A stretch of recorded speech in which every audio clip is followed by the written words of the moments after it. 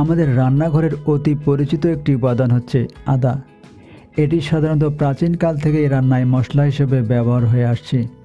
রান্নার স্বাদ বাড়ানোর পাশাপাশি ভেষজ গুণের জন্যই হয়তো মানুষ যুগ যুগ ধরে আদা রান্নায় মশলা হিসেবে ব্যবহার করে আসছে। তবে আধুনিক পুষ্টিবিদরা বলছেন আদায় রয়েছে ভেষজ নানান গুণাবলী। বিভিন্ন ধরনের রোগ প্রতিরোধ ও নিরাময় করতে পারে আমাদের রান্নাঘরের অতি পরিচিত এই আদা। আদার একটি গুরুত্বপূর্ণ উপাদান হচ্ছে জিঞ্জারল, যেটাতে থাকে অ্যান্টিব্যাকটেরিয়া ও অ্যান্টিঅক্সিডেন্ট সমৃদ্ধ উপাদান। এছাড়াও আদার আছে আরও অনেক স্বাস্থ্য উপকারিতা। আজকের ভিডিওতে আমি আপনাদের সাথে সব স্বাস্থ্য উপকারিতাগুলো শেয়ার করতে চলেছি।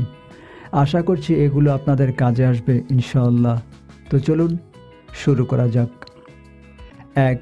বমি বমি ভাব দূর করে। আমাদের পেটে গ্যাস্ট্রিক রসের উপাদান বাড়িয়ে দেয় আদা, যা খাবারকে দ্রুত হজম করতে সাহায্য করে। এর মধ্যে থাকা অ্যান্টি স্পাজমোডিক গুণাবলী, যেটা আমাদের পেশির খিঁচুনি নিয়ন্ত্রণ করে। এটি আমাদের পাচনতন্ত্রের পেশি শিথিল করতে সাহায্য করে। আদায় থাকে জিঞ্জেরল, সোগাউল, জিঞ্জেরন, যেটা আমাদের বমি বমি ভাব দূর করে, বিশেষ করে আমাদের পেট ফোলা ভাব ও অস্বস্তি দূর করে। 2. রোগ প্রতিরোধ ক্ষমতা বাড়ায়। আমরা যদি প্রতিদিন আদা খাই তাহলে আমাদের সারা শরীরে রক্ত সঞ্চালন বেড়ে যায়, শরীরকে সংক্রমণের বিরুদ্ধে লড়াই করতে সাহায্য করে। আদায় থাকা জিঞ্জেরল ও সোগাউল শরীরের প্রাকৃতিক ঘাতক কোষ উৎপন্ন করে। এই ঘাতক কোষ হচ্ছে শ্বেত রক্তকণিকা, যা আমাদের দূষিত কোষ ও ক্যান্সার কোষ ধ্বংস করে। জিঞ্জেরল শ্বেত রক্তকণিকার কার্যকারিতা বাড়িয়ে দেয়।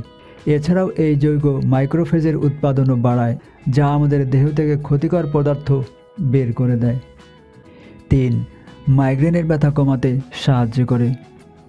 যদি আপনি মাইগ্রেনের ব্যথায় ভুগে থাকেন তাহলে প্রতিদিন আদা খেতে পারেন। এটি আপনাকে স্বস্তি এনে দেবে। প্রাচীনকাল থেকেই মাইগ্রেনের ব্যথায় ঘরোয়া টোটকা হিসেবে আদা ব্যবহৃত হয়ে আসছে। আমাদের দেহের প্রদাহ সৃষ্টিকারী এনজাইমগুলোকে বাধা দেয় এই আদা, যে এনজাইমগুলো আমাদের মাইগ্রেনের জন্য দায়ী। আদা আমাদের পেশি শিথিল করে এবং রক্তনালীতে ফোলাভাব কমাতেও ভূমিকা রাখে এবং ব্যথা কমায়। সোগাউল মস্তিষ্কের রক্তপ্রবাহ কমাতে পারে, যার ফলে এটি আপনার মস্তিষ্কের সংবেদনশীল অংশে রক্তের প্রবাহ কমিয়ে মাইগ্রেনের ব্যথা কমাতে সাহায্য করে। 4. ক্যান্সারের ঝুঁকি কমায়। আদায় থাকে অ্যান্টিঅক্সিডেন্ট ও ফাইটোকেমিক্যাল, যেটা আমাদের শরীরে ক্যান্সার কোষের বিরুদ্ধে লড়াই করে। গবেষণার প্রাপ্ত ফলে পাওয়া যায় আদা 40% পর্যন্ত প্রোস্টেট ক্যান্সারের ঝুঁকি কমিয়ে দিতে পারে।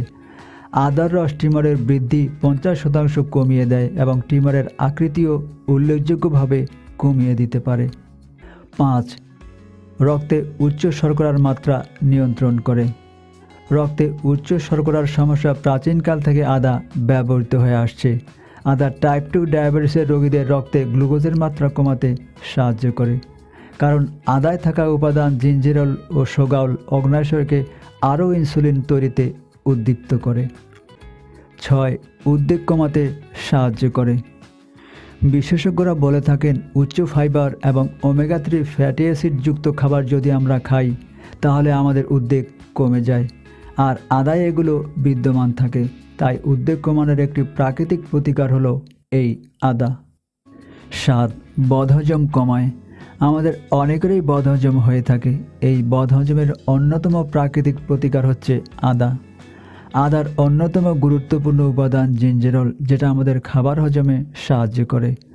পাশাপাশি এটা প্রদাহ কমিয়ে দেয়, যা বদহজমের কারণে হওয়া ব্যথাও কমাতে সাহায্য করে।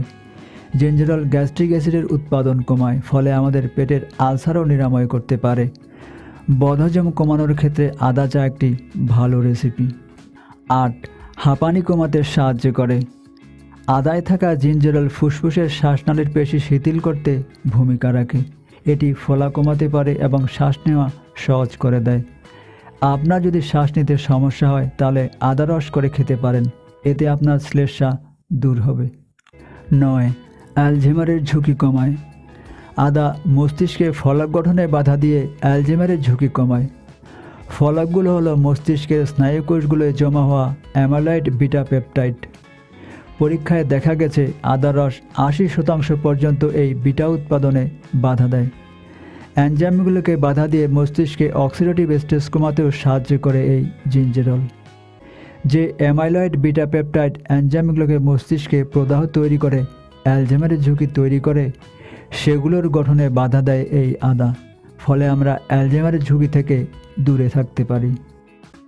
দর্শক, এই ছিল আদার গুণগান। বুঝতেই পারছেন আপনার হাতের কাছে কত চমৎকার একটি উপাদান আছে। তো আজ এ পর্যন্তই, কথা হবে পরে কোনো এপিসোডে। আল্লাহ হাফেজ।